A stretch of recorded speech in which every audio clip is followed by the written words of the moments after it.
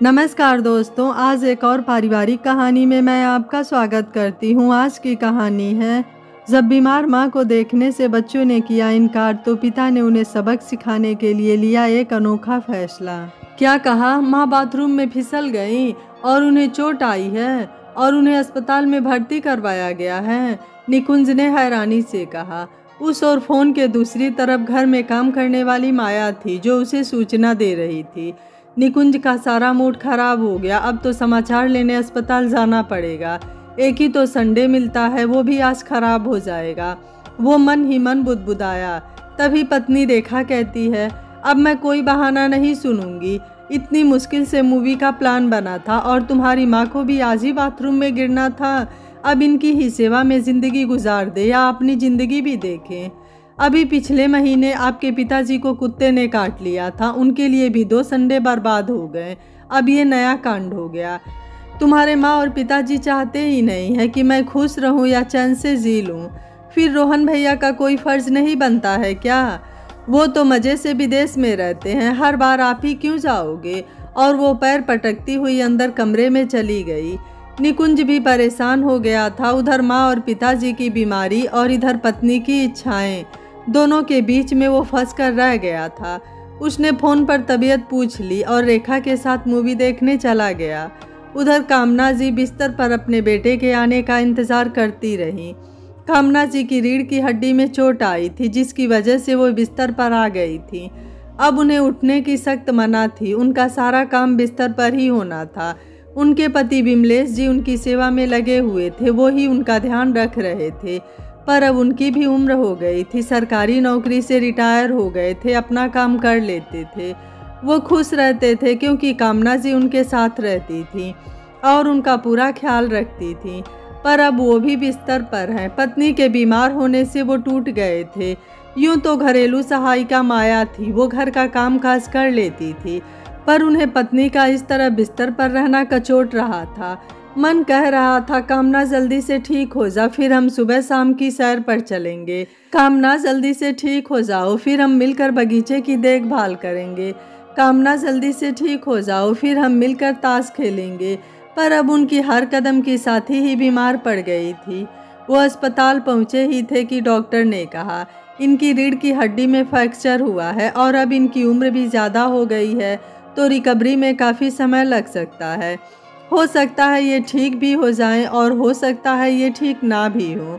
सब कुछ ईश्वर पर निर्भर करता है और बस इनके मन में जीने की इच्छा होनी चाहिए तो ये ज़रूर ठीक हो सकती हैं।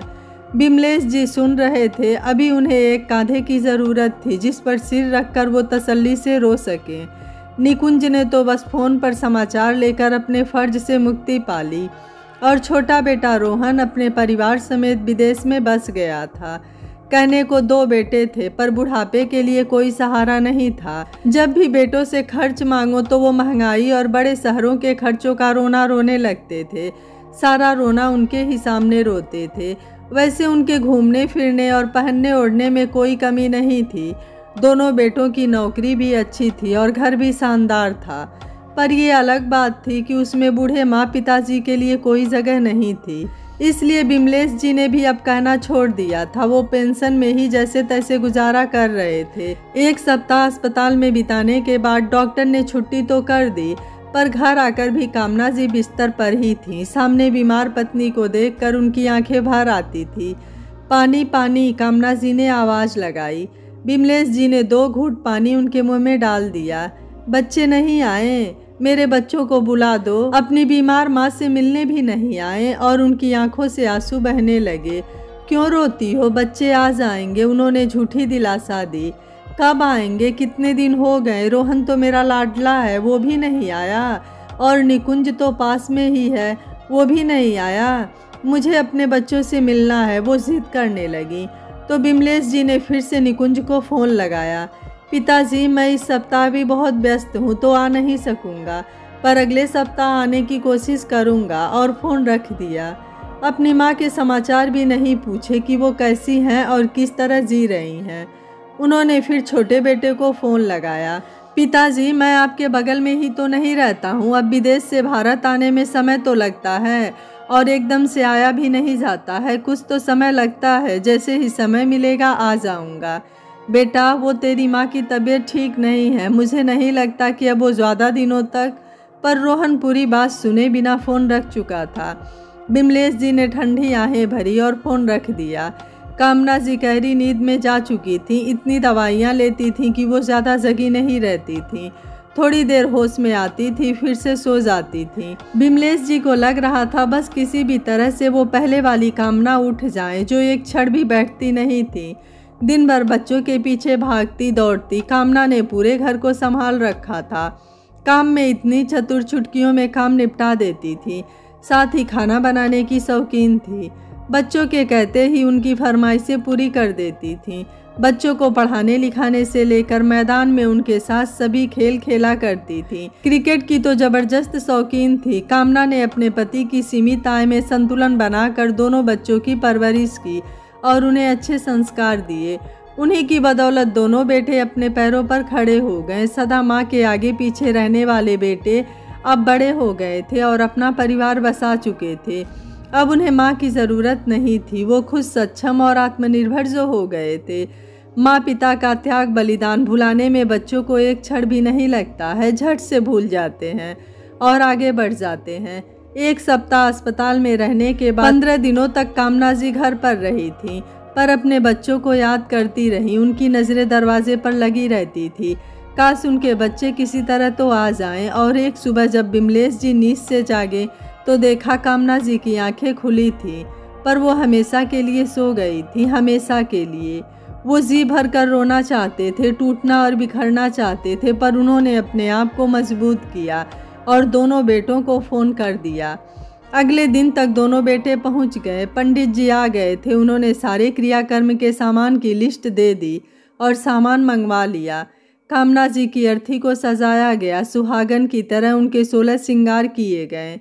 बिमलेश जी ने मांग भरी और उन्हें अंतिम विदाई दी। दोनों बेटों ने कांधा दिया और उनकी अंतिम यात्रा चल पड़ी। वहां पर पंडित जी ने मुखाग्नि के लिए बड़े बेटे को आवाज़ लगाई, पर बिमलेश जी ने बोल दिया, मैं खुद अपनी पत्नी को मुखाग्नि दूंगा।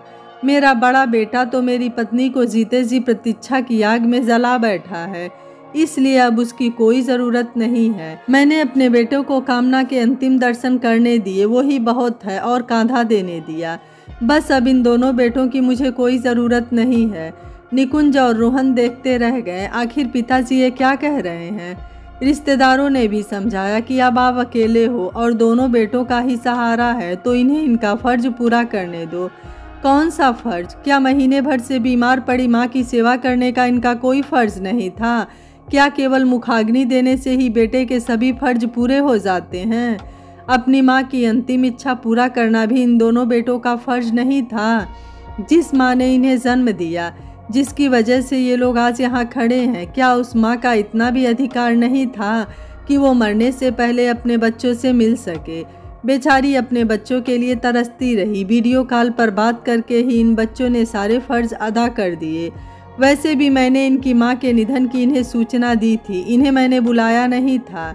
जब बुलाया था तब तो ये आए नहीं थे, फिर अब आकर क्या कर लेंगे? इनकी माँ तो अब नहीं रही। बिमलेश जी नहीं माने और उन्होंने ही अपनी पत्नी को मुखाग्नि दी और देर तक वो अपनी पत्नी को देखते ही रहे, वहाँ से हिले तक नहीं। रिश्तेदार उन्हें समझा बुझाकर घर लाए।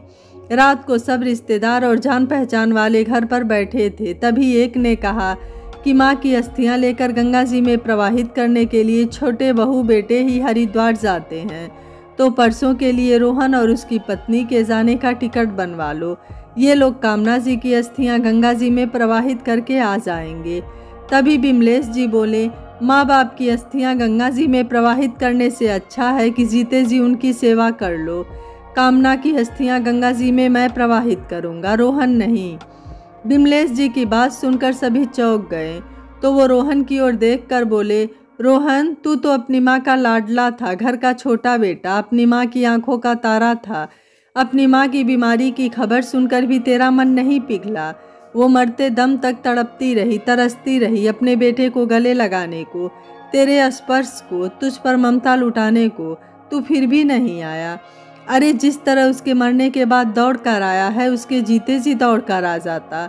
उसके साथ कुछ समय बिता लेता, उसकी सेवा कर लेता, उसके मन की सुध ले लेता तो वो कितनी खुश होती। मरने से पहले उसकी आत्मा तृप्त हो जाती, उसकी आत्मा को चैन मिल जाता। काश तू उसके जीते जी आ जाता। अब तू आया है तो तेरा आना नहीं आने के बराबर है। तू अब नहीं भी आता तो मुझे कोई फर्क नहीं पड़ता, पर हाँ, कामना के जीते जी आ जाता तो शायद वो थोड़े दिन और जी लेती। क्या तू बचपन का सारा प्यार भूल गया? तू भूल गया जब तू बीमार होता था, तेरी माँ रात भर सिरहाने बैठी रहती थी, तेरी देखभाल करती थी। और ऐसा एक बार नहीं अनेकों बार हुआ है। तेरे हर दुख में वो तेरी छवि बन कर रही। तेरे दुखी होने पर उसका चेहरा भी उदास हो जाता था। विदेश में क्या बस गया, अपने माँ और पिताजी को ही भूल गया। विदेश में तुझे सारी सुविधाएं मिल जाएगी, पर माँ के आंचल की ममता कहीं नहीं मिलेगी। कामना तुझे याद करके रोती रही, जब भी नींद खुलती तेरा ही नाम लेती। रोहन आ गया क्या? कोई उत्तर ना पाकर फिर निराश हो जाती। अपने कलेजे के टुकड़े को उसने विदेश तक जाने दिया, क्योंकि वो सिर्फ तेरी खुशी चाहती थी। बदले में उसे क्या मिला? इंतज़ार और सिर्फ इंतज़ार।